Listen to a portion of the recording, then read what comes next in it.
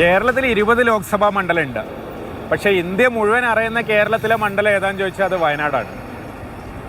പക്ഷേ അതിൻ്റെ ഒരു ചൂടും വയനാട്ടിലെ ഇലക്ഷൻ രംഗത്തില്ല. ഒന്നാമത്തെ കാര്യം, മത്സരത്തിന് യാതൊരു റെലവൻസും ഇല്ല എന്നുള്ളതാണ്. പ്രധാനപ്പെട്ട 2 സ്ഥാനാർത്ഥികളും പറയുന്ന ഒരേ കാര്യം തന്നെയാണ്, അവരുടെ മുഖ്യ ശത്രു ഒന്ന് തന്നെയാണ്. ഡൽഹിയിൽ പോയാൽ ഒരുമിച്ച് കൈപൊക്കേണ്ടവർ. ഇവർ രണ്ടുപേരും ഇങ്ങ് വയനാട്ടിൽ വന്ന് പരസ്പരം മത്സരിക്കുന്നത് എന്തിനാ?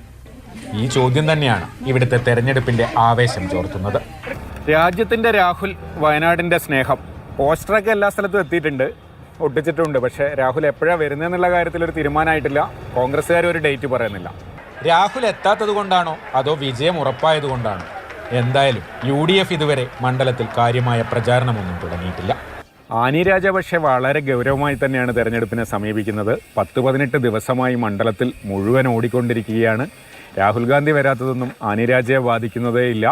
അവർ അവരുടെ രാഷ്ട്രീയം പറഞ്ഞ് മുന്നോട്ട് പോവുകയാണ്. വീട്ടില് ഒരു ഗ്ലാസ് കഞ്ഞിവെള്ളം തരുമോ?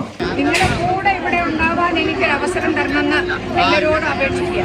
എതിർ സ്ഥാനാർത്ഥികൾ കളത്തിലിറങ്ങും മുമ്പ് തന്നെ ആനി രാജ 3ാം റൗണ്ട് പ്രചാരണത്തിലാണ്. ഞങ്ങളുടെ രാഷ്ട്രീയം എന്ന് പറയുന്നത് ഈ രാജ്യത്തിൻ്റെ പരമാധികാരവും ഈ രാജ്യത്തിൻ്റെ ജനാധിപത്യവും മതേതരത്വവും സംരക്ഷിക്കുക എന്നുള്ള രാഷ്ട്രീയമാണ്. ആ രാഷ്ട്രീയം ഈ മണ്ഡലത്തിലെ ജനങ്ങളുടെ, ഈ സംസ്ഥാനത്തെ ജനങ്ങളുടെ പ്രശ്നങ്ങളിൽ അവരോടൊപ്പം നിന്ന് അത് പരിഹരിക്കുക എന്നുള്ള രാഷ്ട്രീയമാണ്. ആ രാഷ്ട്രീയത്തിന് വേണ്ടി ഞങ്ങൾ ഇറങ്ങുന്നു. ഇനി NDAയുടെ കാര്യം.